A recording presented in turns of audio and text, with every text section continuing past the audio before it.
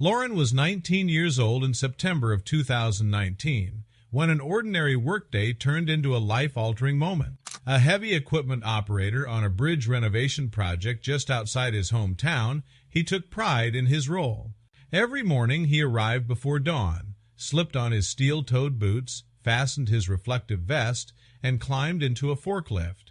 By sunrise, the bridge site was a hive of activity jackhammers droning, steel beams groaning, and crews coordinating traffic flow to keep motorists safe. On that day, the sky was bright, the air smelled of fresh asphalt, and nothing hinted at the disaster to come. Lauren maneuvered his forklift with practiced ease, stacking pallets of concrete forms and carrying sandbags into position. The bridge section he was working on had been partially demolished and rebuilt over the past weeks, leaving gaps in the roadway and exposed earth beneath. Earlier that morning, the crew had stabilized one segment, but the edge near Lauren's post remained vulnerable until the final cement pour later that afternoon. As he lined up a load of rebar, he heard the faint screech of Teresa sound out of place on the worksite. He glanced toward the access road and saw a white sedan hurtling straight toward the bridge at a dangerously high speed.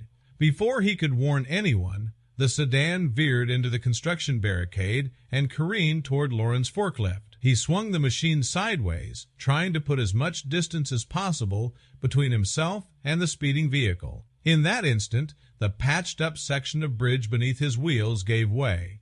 The ground crumbled, and the forklift teetered before plunging nearly 50 feet into the riverbank below.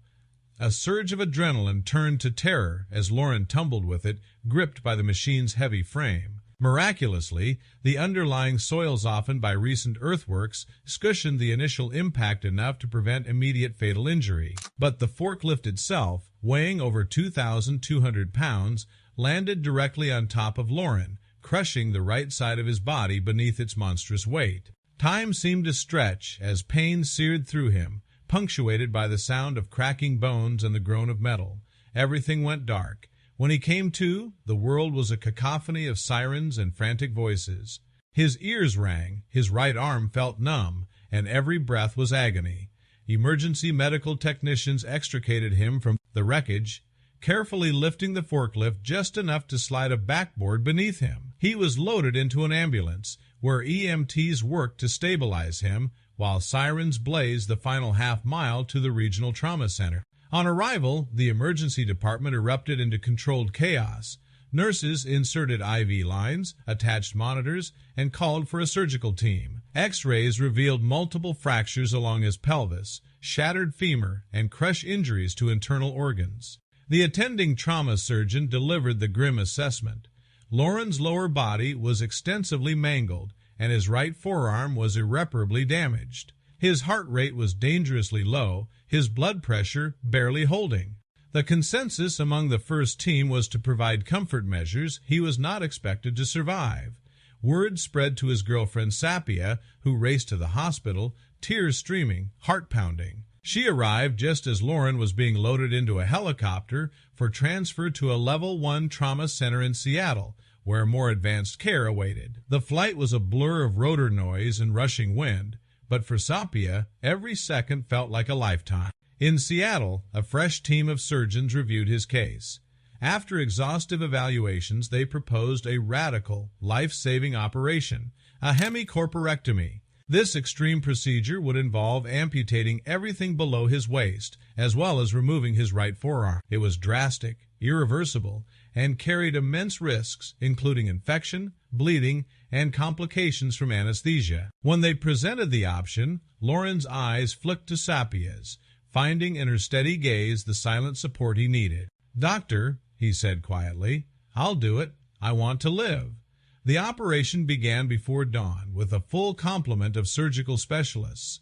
They worked for hours, carefully detaching blood vessels, nerves, and tissues. When Lauren emerged from the operating room, he awoke to a body that was both foreign and fragile, torso ending at the hips, a single remaining arm, and the absence of 2 legs. Pain was immediate and intense, but it was overshadowed by the realization that he was alive. Recovery began in the intensive care unit, surrounded by beeping monitors and a rotating cast of nurses.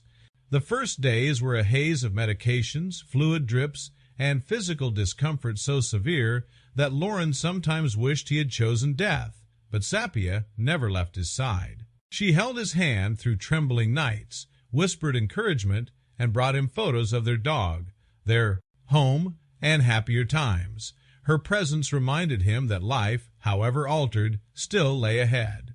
Within a week, surgeons placed external fixators and began planning reconstructive and rehabilitative steps.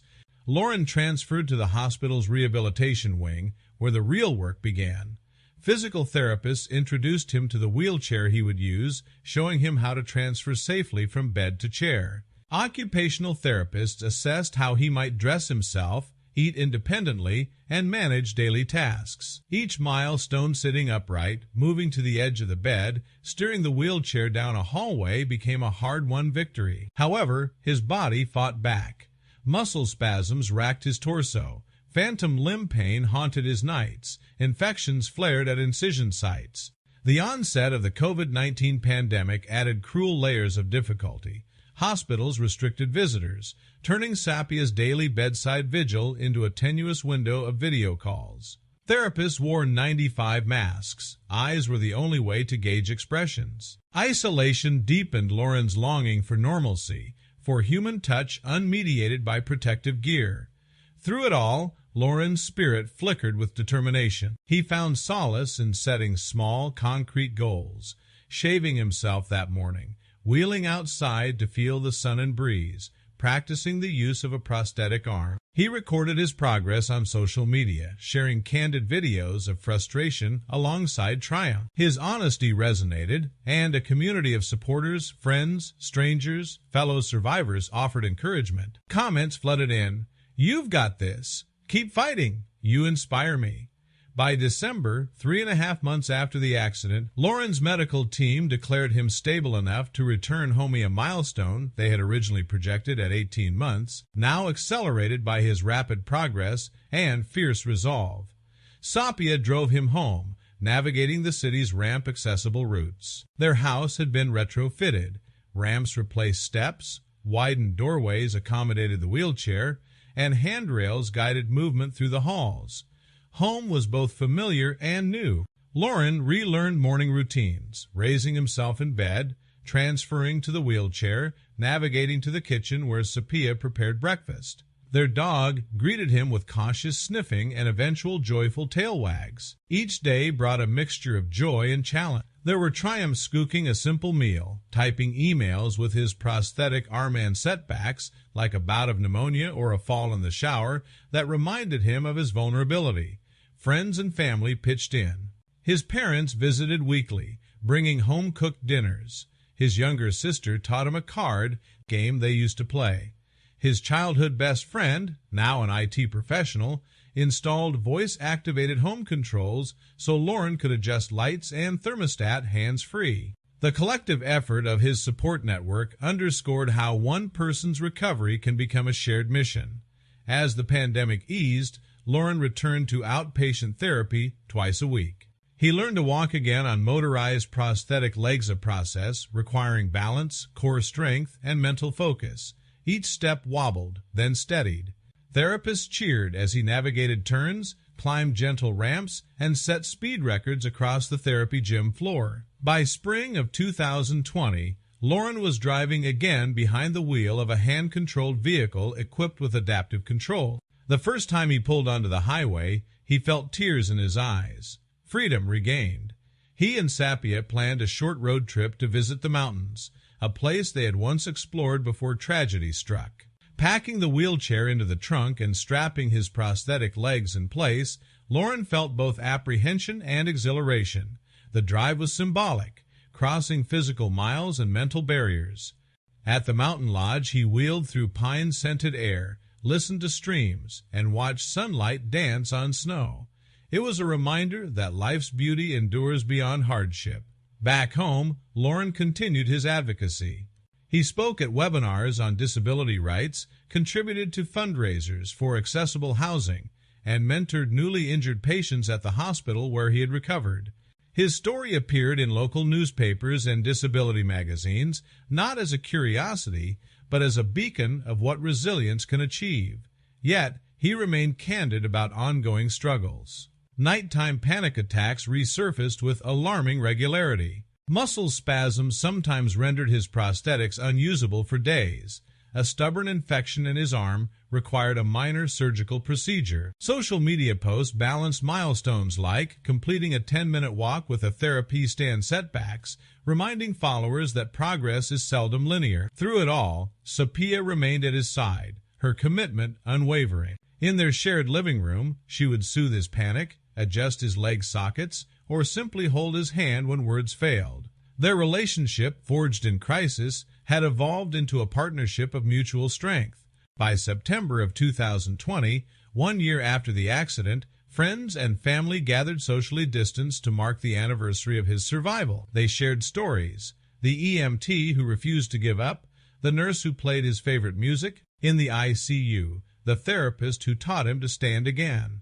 A small cake bore the inscription, 1 year strong, and Lauren blew out the candle, making a silent vow to keep fighting. In the years that followed, Lauren's life continued to unfold in new ways. He enrolled in community college, studying occupational therapy assistance, inspired to help others navigate recovery. He and Sapia got engaged at the bridge, where the accident had occurred, now fully renovated, symbolizing renewal and possibility, and planned a wedding for the following summer. Professionally, he took on part-time work in a hospital's rehabilitation department, greeting patients, sharing coping strategies, and demonstrating the use of adaptive devices. His presence calmed anxious newcomers, showing them that life after severe injury could hold purpose and joy. Walking down the aisle on prosthetic legs, exchanging vows with Sapia under a canopy of white blossoms, dancing slowly at their reception, laughter echoing despite the challenges they had faced, planning for a family, researching accessible childcare options.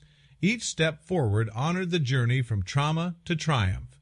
Lauren's story, shared in speeches and online forums, continued to inspire. He spoke at national conventions on accessibility, consulted with engineers designing next-generation prosthetics, and co-founded a nonprofit that provided grant-funded equipment to low-income injury survivors. Throughout, he remained grounded in gratitude. On quiet evenings, he and Sapia sat on their porch, watching the stars emerge. He reflected on that fateful day when tragedy threatened to end his life, and marveled at the path of healing, growth, and unexpected opportunities that followed. His journey was a testament to the human spirit, the power of choice in the face of despair, the healing force of community, and the unyielding drive to rebuild a life shattered by catastrophe. Lauren's resilience made him more than a survivor. It made him a bridge, builder connecting hearts, mending communities, and demonstrating that even after the most devastating falls, people can rise again.